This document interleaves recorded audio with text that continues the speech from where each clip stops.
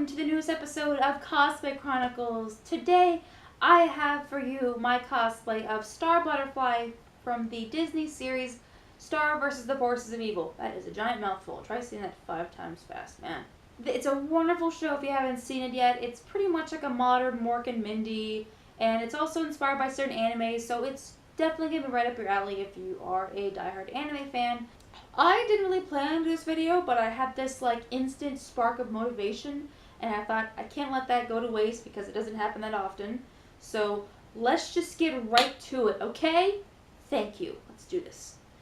For this episode, I'll be showing you how I did the dress, how I did the leggings, what I did for the hair, what I also did for the headband, and also my star wand. You can't judge me yet because I worked really hard on this and I'm still quote-unquote working on this, but I need to show you it, okay? So this is my nice wand. I'll be showing you how I did this later on. You stay there and you try not to destroy anything. So start off with the biggest piece, which is the dress. First off, like I do with my famous cosplay hack, is I take a large sheet because it's way easier and it's way cheaper than having to go Joann's and get like, I don't know, 3 yards of fabric where you can get one, and usually Kmart or Walmart will have it on sale for like $5 or something, which is pretty good to get a lot of fabric for $5. What I did was, I always see dresses as, the bodice is always like one giant rectangle, and then the skirt portion is always like a trapezoid-like piece. So you kind of make your trapezoid piece depending on how much elastic you're using after you measure your elastic around you, and then you get to a certain point, you just kind of stretch that out and go, okay, I just need this much. And afterwards, cutting out my pieces, and I sewed them together, and that took me a hell of a long time because me and the sewing machine are like mortal enemies, like friggin' Green Goblin and Spider-Man are turtle enemies. So are me and my sewing machine. It's war, I'm telling you. One thing that was kind of funny when I was sewing this though was my thread turned from blue to pink to yellow, which, you know, I'm a professional cosplayer, would have, you know, immediately saw this and then changed the thread back to the original color. But no, I was so taken by the fact that it changed colors and it was star colors, I just went with it, man. After I finished doing that, came the difficult part, color portions of the dress. And this was a time. It was probably the most, like, agonizing thing I've ever really done for a cosplay. And let me tell you what happened. So the pros and cons of how I was trying to figure this out for the color pieces. I thought about doing them first. However, if I sewed the dress down, it probably would have minimized some of the colors, so you'd have like the pink, the orange, the yellow, and then like a little bit of the purple, and then have to like tear out the whole thing and then probably get holes and stuff in there. But if I didn't do it, then I would have either too little or too much, so it was kind of like touch and go, but I decided to just sew it first so I could see how much I actually had to work with. So that was actually the better option that I went with, thank goodness. My first thing I did was I tried to paint it. I got a bunch of acrylic paints, but it just wasn't transferring it. I just wasn't liking it. My gut was just telling me like this doesn't look right. I had too bright colors, just didn't go well. So after trying to paint it on there and much trial and tribulations, I finally found at Walmart some little fabric squares, and that was the better idea. So my mom actually helped me out with this part where we measured how much fabric we had to put down, and I knew we were like in danger because she had to get a friggin' calculator out. Like, well, I know my 1, 2, 4s, but I'm gonna let a math genius like her just get down to it and actually make it look good. So what she essentially did for me was, after we measured out how much fabric we needed for each section, we took these ironing sheets, and then after measuring out on how much there was, we just ironed it gently, and then she was very professional, like she actually went around the center of the dress so it could have like a nice finish, like it's folding in on the sides and on the top, which I'm like, damn, Mom, dude, this is awesome. I was giving her a nice little golf clap. It was very, very good. Much better idea than I had than just like, hey, I'm going to wing it. I'm just going to see how much is there and just iron on there and do it. So I'm glad that she did it because I would have probably messed it up. When we're getting down to it, I was like, crap, the elastic's like right there. We have to like stretch it out. And then I point out the obvious thing, like, wait, Mother, the purple's already there. We don't have to do the work. And then kind of looking at it, how it was veering down, we didn't really have to put the final purple thing on there. It really kind of all planned out. My paint problem actually came through for me. So it was like half paint and then half fabric squares. And then afterwards, I had enough fabric left over to do the straps for this dress just by hot gluing it down. You can sew it. I just think hot glue was efficient, or you can use Velcro dots. It's up to you. Those are just a couple of options just to put out there to finish the dress off. For the bottom part, which is the little lace trim, I didn't spend any money on it because it actually came from the bedding side of my grandpa's. Who's gonna toss it, and I'm like, wait, that's lace. I need it. I had just enough to work with, and I kind of liked the pattern of it, how it was all big and flowy, and it was a couple of bucks I did not have to spend. And also for the dress, the little panda thing right here, my friend Joe did for me because I have absolutely no artistic skills whatsoever. None at all. I can do a really, really bad sticker figure for you, and that's about it. For the headband, trying to figure this out was kind of something different. It was very hard to find a devil horn headband instead of getting something that's like either like Hellboy or was like too sexy devil, and I'm like, I just want plain devil horns. So I went to Party City and I actually found a couple of devil horn clips. And so I hot glued them onto a headband, but like one of like the elastic headbands you can fit around your head. I didn't want to use like an actual like headband that you would place because knowing me and how much I bend over, it was going to fall down. And this actually works better because it kind of keeps my wig in place and it keeps my hair back. So this I think is a much better idea. For the leggings, it was pretty simple. All I really had to do was take an old pair of leggings I wasn't going to use anymore, and then I put some tape down and I did 2 large blue stripes on each leg. So yeah, that is what I did for that.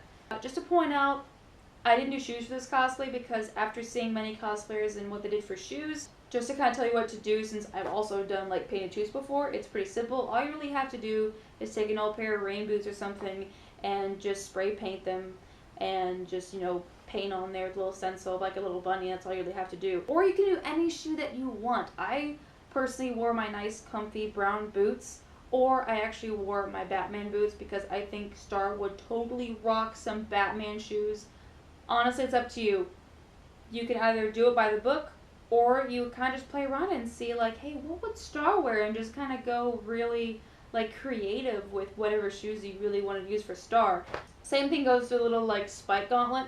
I actually had this for a while. I got it from like clearance from like Kmart. And there was a black one that I haven't found yet, but I found this pink one. And I'm like, that's really cute for Star. I know she has like a legit like black and white spike bracelet, but it's pink and it's cute. And you know Star would totally rock it. Oh man, that's just what I do. Because I'm that kind of cosplayer that kind of thinks outside the box. I'm always an advocate for when you cosplay, you go your own way. You don't really pay attention to what other people do. And if you like the way things are coming out, then I want you to progress with the way you want it to be. Like, make it your own. Okay? Just like the Fleetwood Mac song, Go Your Own Way, you need to start doing that, okay? Okay? Sorry for the wig not really being long. I thought I had gotten a very long wig when I bought it at VegaCon, but I didn't really pay attention. And I thought, screw it, it's long, it's blonde, it's good. So, on to the big portion, which is the wand. This was kind of like the biggest missing piece I had to have, especially when people kept asking me at VegaCon, like, where's Star's wand? And I would lie and say, Marco had it, something went wrong, you know that boy. What I did was I took a styrofoam ball that I had lying around my house, and I cut it in half with scissors. And don't be like me and use scissors and actually, like, you know, use something else to cut a styrofoam ball in half. I'm just dangerous is what it is. Dangerous! And then afterwards I painted the whole thing purple with some fabric paint that I've had forever. It's from this thing, it's called tulip paint, and I used the color grape. And then afterwards I put some Model Magic over top of it, and then I waited for that to dry for like 3 days. And I was trying to figure out the like design part of the wand, which is kind of the weirdest thing. I just kind of looked at it like, that is like a kaleidoscope from hell. What is that thing? But then kind of looking at it further and further and further some more, it's pretty much like the first layer, which is all like very like, you know, mild blue, and then you have like a weird like hexagon like piece in the middle, and then you have these triangle pieces on the side. So that's kind of the way I saw it as, and you kind of have to measure it from where like the star lands too. That was kind of the biggest thing. Then I took some yellow foam, and then I went around with this part, and then whatever I had left over, I did the tiny little crown on top. I just did like little like up and down mountains, and then I cut it, and then I hot glued it in place, and I can't believe how well that worked out actually. And I took a PVC pipe, and I did this part right here. My grandpa cut it for me, and then I painted the rest of it and glued it on there. Once it got hot glue, it worked out perfectly. Like, look at this. This is great. The wings, though! This is what caused most of my mental problems. I have like maybe 4 or 5 wings over there on my desk that I'm looking at. My brain about exploded trying to get this just right. Because like I said, I'm not a prop person. This was quite the challenge for me. And I lined it up perfectly with the PVC pipe and also the styrofoam base. And I had to make sure I kind of went out so it kind of veered out like a wing instead of going straight across. Since that's the way that Stars 1 goes, it kind of goes up and then it goes like a wing, just like it would do this. If you understand what I'm saying. And then I took some hot glue and I hot glued the darn thing down. And then to finally finish it off, I took some butterfly styrofoam pieces that you can just pretty much just wing it, literally wing it. And just do like a little butterfly out of styrofoam. It doesn't have to be perfect. It's not exactly even on both sides. That's kind of the relieving part, is you can just make it however you want to for the butterflies. And I did a little piece right here and on the bottom, and it fit perfectly in the PVC pipe. It was just great. Worked out perfectly. But you know, I really wish we could use wands for cosplay, you know, just to magically get everything done. I've tried it before. Bam! Come on. This worked in Sleeping Beauty. It can work for me. It doesn't really work yet. So now I have to go on to my honorable mentions. I would like to thank my mom for helping me out with this cosplay. I would like to thank my friend Joe for painting the panda, because I have the artistic skills of a person that has used their teeth to draw. It's really bad. And last but not least, I'd like to thank my cat for taking a dump on my cosplay. Yeah. No. Yeah, Oh. yeah. She just took a shit. Chloe did. She's laughing. I'm glad you're laughing, Sammy, because that's disgusting. Thank you, Chloe. I now get the gist, and I will now officially start working on my cosplays in my room, where you know will no longer excrement on my artistic glories. Thank you, Chloe. Duly noted.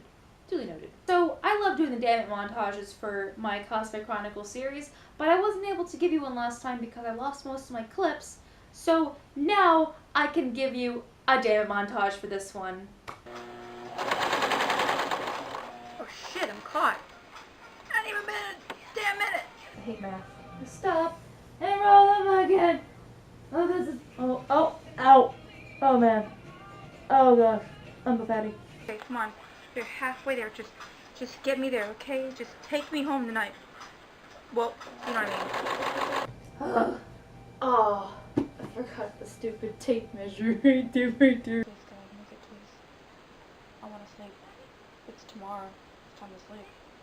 Well, you know, when you're doing it when you're tired, you might think coffee in the morning. Yeah. They'll be lying there, and then my millennial existential crisis is going to kick in, and then... I think so.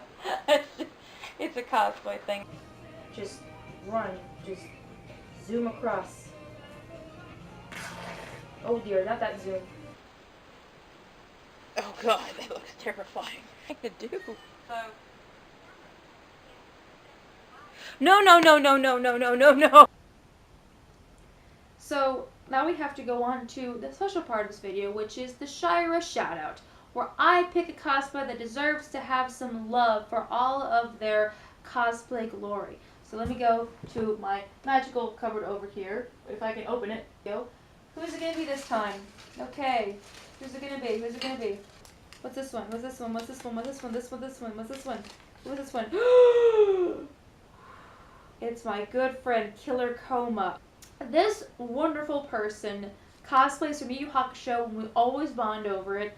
And she does an awesome, lots of characters. She Ryzen, Yusuke, Hiei, also does different characters like from Yu-Gi-Oh! She actually did Code Lyoko one time, which had me just going, whoa! I automatically love you right now for taking something from my childhood and bringing it to life. Thank you so much. if you're watching this, my good friend, you are awesome, and I always enjoy getting to talk with you about a Yu Hakusho. So keep up your excellent work. Okay. Boom! So, that is everything I have for you for this episode of Cosplay Chronicles. Thank you so much for watching and putting up with all of this stuff. I really hope you guys enjoy these. I really like getting a chance to do Cosplay Chronicles. That is all I have for you guys. Thank you so much for watching and sticking around for so long. We're almost 2,000 subscribers, so hopefully I am entertaining you all with my little weirdo idiosyncrasies. So, thank you so much for watching. You stay awesome, my fellow nerds, and I will see you in the next video. Bye-bye!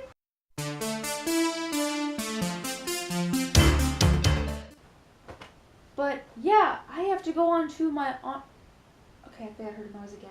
Okay, just like the friggin' Flint Eastwood, what? And the hair, how much time do I have left? I bet I'm in trouble, or hopefully, oh my